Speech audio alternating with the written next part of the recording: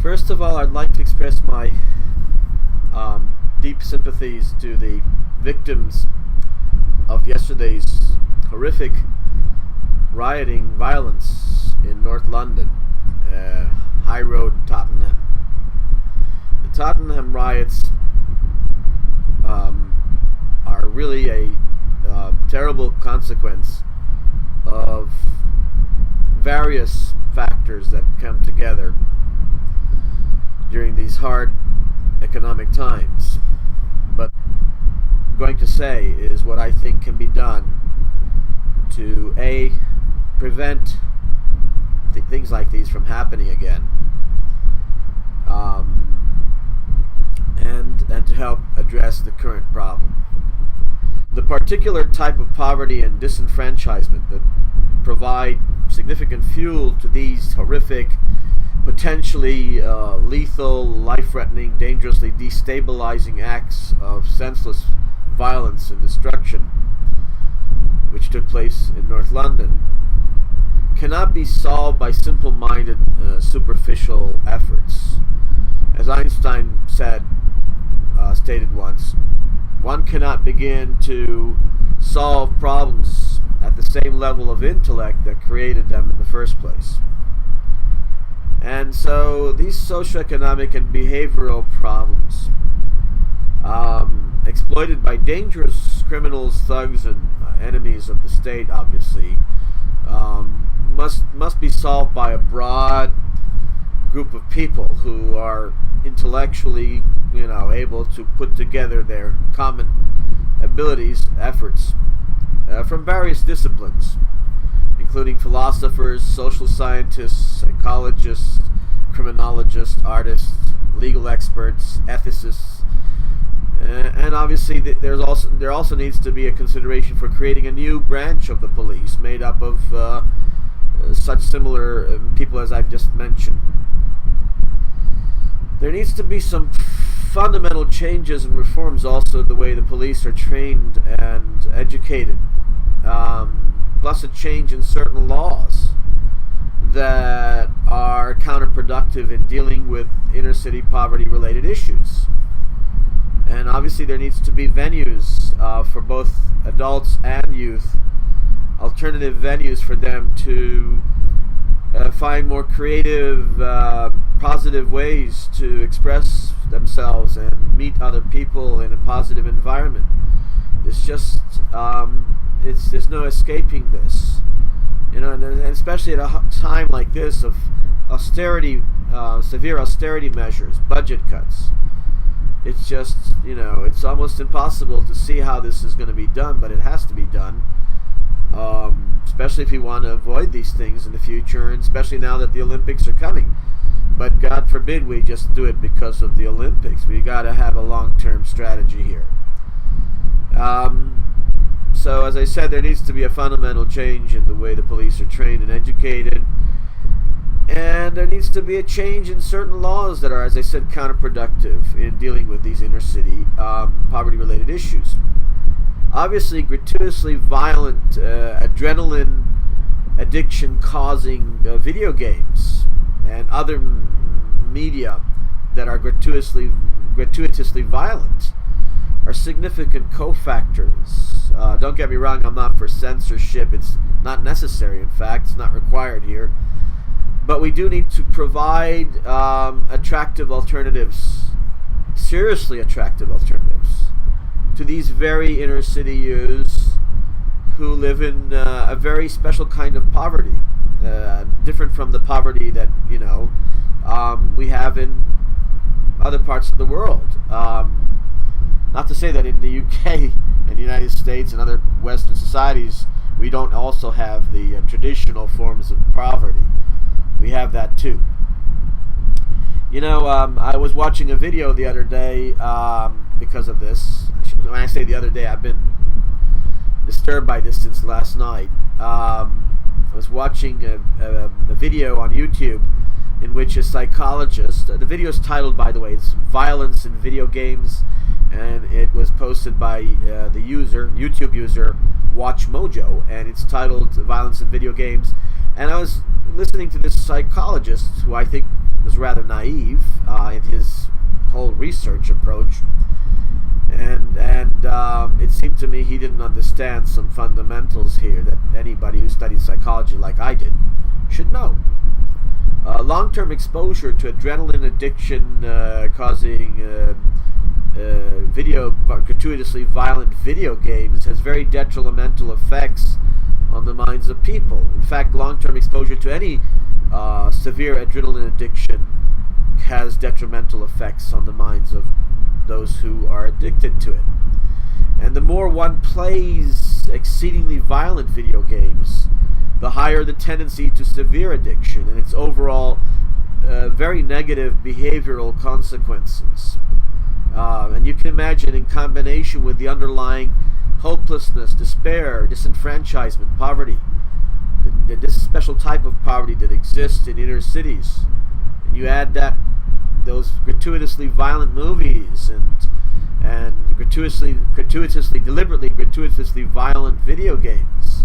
You add it all together and you've got a very explosive soup. And in addition to that, you add YouTube videos by people who have sinister motives, who want to espouse certain unrealistic idealisms, or who want to espouse violent theories about social change, and it gets really scary. There's a lot of negative consequences to all of this.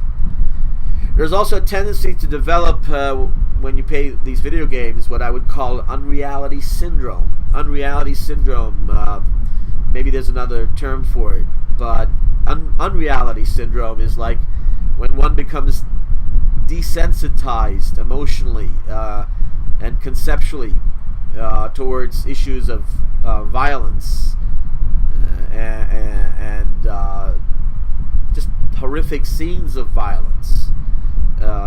Video games that are not productive, positive contributions to society, we don't need to censor them. You know, some people are mentally healthy enough to cope with them and not play them too much. But unfortunately, like anything, it's prone to abuse. And we need alternatives. We really need alternatives. And for young adults and adults in general, there are really no good alternatives. There are hardly any good alternatives in terms of video games that are attractive enough. And of course, people they say they want to release their stress by shooting up the enemy. Yeah, listen, I've done it myself, played video games in which I shoot the Nazis and the fascists. And it's, you'd say, well, whoa, Mr. Free Advice Man, I thought you were spiritual. Yeah, well, I am, but if somebody, is going to exterminate a whole people in genocide, I'm not a pacifist. I'm a nonviolent person. There's a difference, and I think there, unfortunately, is a misconception about nonviolence. But let's not get into that right now. The point is, I've played a few video games that are the context is war against fascism. But again, I didn't really enjoy the negative aspect of these video games. That's why I didn't play a lot of them, I didn't play them a lot because they can have very serious negative consequences. And I would like to get back a little bit to the specific these incidents that took place in Tottenham, North London. Well, while these horrific, utterly senseless, destructive, and potentially lethal acts of public endangerment are being incited by hardcore criminals, thugs, enemies of the state, no doubt about it, they're being incited. Most of the people who partake are not the ones who would be doing these things if they weren't being incited. They are made more possible by the underlying dangerous mass effect of gratuitously violent video games that cause serious mental disorders, and the dangerous levels of adrenaline addiction. I've stated this before. I just can't underemphasize this. Just imagine if you're already full of extreme anger and frustration about real injustices, real unfairness, and prejudices in society that are not really being addressed with, partly because the assumption is that they have been. that since the 1985, 83, and 81 riots in London, these issues have been resolved, and that we've moved on. Well, yeah, there was an improvement in the overall socioeconomic and social reality for a while, especially when Labour came to power initially. But the underlying factors weren't fully addressed, and certain segments and certain pockets of the population in London and other big cities in the UK were not dealt with in the proper manner. They were not given the right opportunities and intervention. And of course, there are cyclical of developments over time that happen, and things repeat themselves if you don't get to the real source of why adults are in these poor communities are unhappy, and why their children, these young teenagers, see their unhappy parents and relatives and then act out. So yeah, we have to think about what these gratuitously violent movies and video games, what serious harm they can help cause. And again, I'm not for censorship. No doubt there are also some issues concerning the weakness in the ability of the authorities to properly work with key people in these communities, to communicate things properly in time, to maintain a healthy relationship. And this has, again, a lot to do with the existing laws, which some of them need reform, some of them need to be changed entirely. They're just counterproductive. I really think that one of the biggest problems in society is that we have, on the one hand, on the part of people in society who are doing okay, an attitude of, well, let's not tolerate people who, do certain things, like abuse their health by smoking, stuff like that. And that's really not helpful for people to do harmful things to their mind. But it also isn't helpful for society to treat these kind of addictions strictly on a criminal basis. In fact, predominantly treating them as a predominantly criminal issue is not the solution. Most people are the addicts; they're the victims of these horrific things. I do myself think that we need to decriminalize possession among adults, and we need to tolerate some of what they call soft use of soft items. But I do think we have to understand that even those things can have negative consequences. Myself, I don't drink excessively, and I don't abuse substances, but I do think these are issues that have to be looked into. Again, obviously these problems are complex and involve so many factors, and government can't just overnight solve all these problems, because it requires a lot of resources and time and energy and expertise, and all of these things are now much lacking, especially at a time of severe austerity measures and budget cuts. So yeah, we have a pervasive problem, and listen, there's another thing. The general public perceive the police and government in a very negative light lately. And a public relations campaign that only deals with the surface and is not attached to an effort to reform and restructure the whole police and change some of the fundamental laws is bound to fail. Public perceptions are also very much associated with realities that things are not working the way they should. We really do need to protect the innocent and encourage young people who stray off to come back into the main. And we need to respect individuality and individualism. We need to encourage eccentricity and individualism rather than discourage that. There are positive, healthy ways to express one's individuality and creativity, and to be honest, I don't see much efforts here in London. There are probably some, but I don't see enough efforts to do this.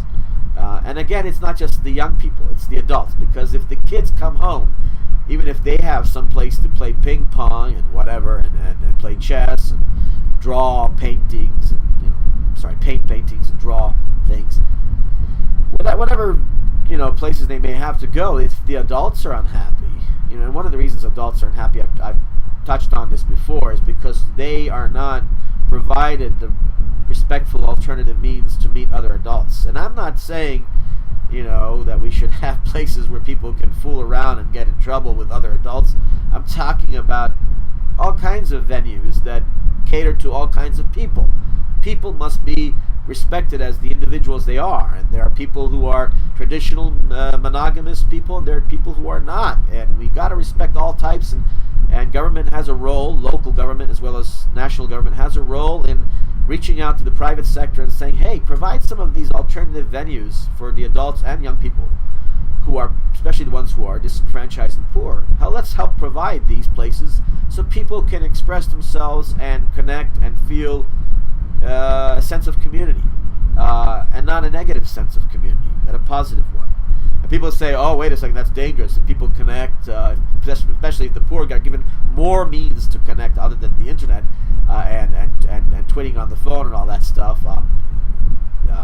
texting on the phone. If you give these people who are poor and disenfranchised more means to connect more directly, that's going to be even more dangerous. Well, no. I mean, if you're going to make society a more fair and just one, you certainly have to do that, and there are ways of doing it that won't lead to the kind of violence that we see now. So yeah, this is it. And by the way, nevertheless, the underlying primary causes of these incidents and the severity of these incidents is an overall failure to understand the dangers of just violence as it's misportrayed in an unrealistic way. And things that glorify violence, and the aggressive role modeling, and that's what I wanted to add here, the aggressive role modeling of chauvinistic parents and relatives. Some of that is also due to the aggressive role modeling. But what do I mean by that? I mean, if you're a father of 2 or 3 kids and you're telling them, be tough, it's a hard knock world out there, you got to learn how to, sorry, use the expression, beat the, and I don't use the French word here, but beat the, out of other people who bother you. If this is the extreme macho, chauvinistic way that young people are raised, don't be surprised.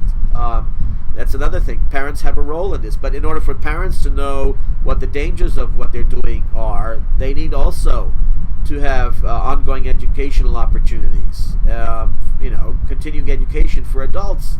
That doesn't necessarily mean actually getting a degree in something. It means having opportunities to learn about history and anthropology and sociology, and why do human beings behave the way they do throughout history, and how can we make the world a better place. These are things that average people should be learning.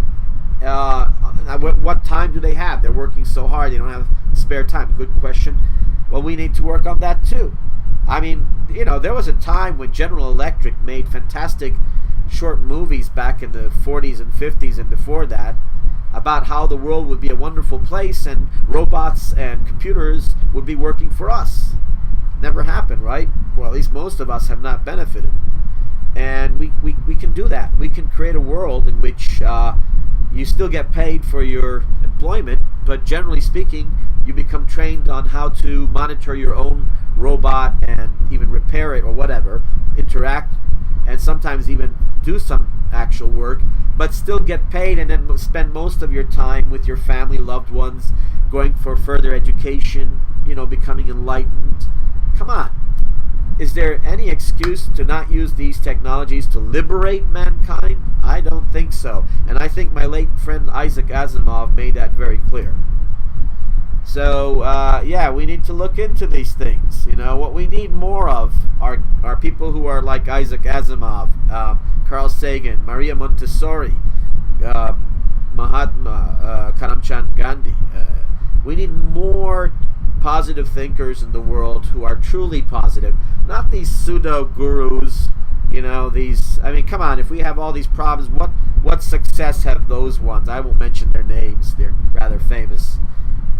We need truly progressive, humanistic people to be working with society, and we need to encourage that. And somehow, the idea of humanistic thinking has been jettisoned, thrown away as, well, it's unrealistic. Look at the world.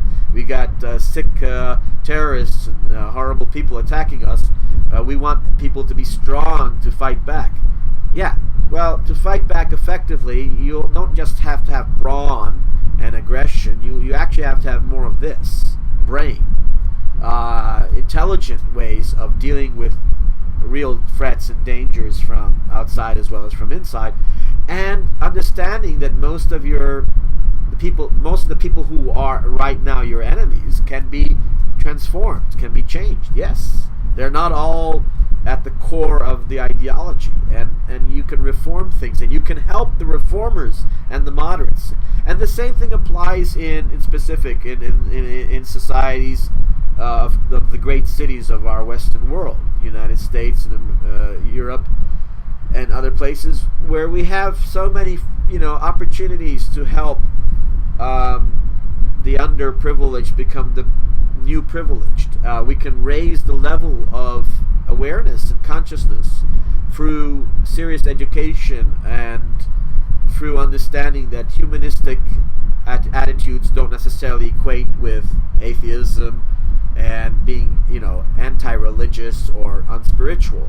The religious communities are hypocritical if they say that just because humanistic thinking can lead to people becoming atheists or giving up on the idea of God, which in my case it didn't. I'm a spiritual person. I'm not a religious person. I'm a spiritual person. But I'm scientifically minded and I'm humanistic because I have a deep, you could call it faith or trust, that the underlying nature of all living beings is to seek to be ethical and find the ways to do that. And yeah, life is imperfect, evolution is imperfect, and species don't always end up the way they should because of the physical imperfections. But I do think the spirit is perfect, and it's just the sickness of the brain, the mind, as it's related to the brain.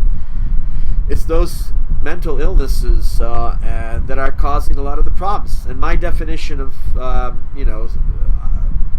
psychological problems is different from the mainstream.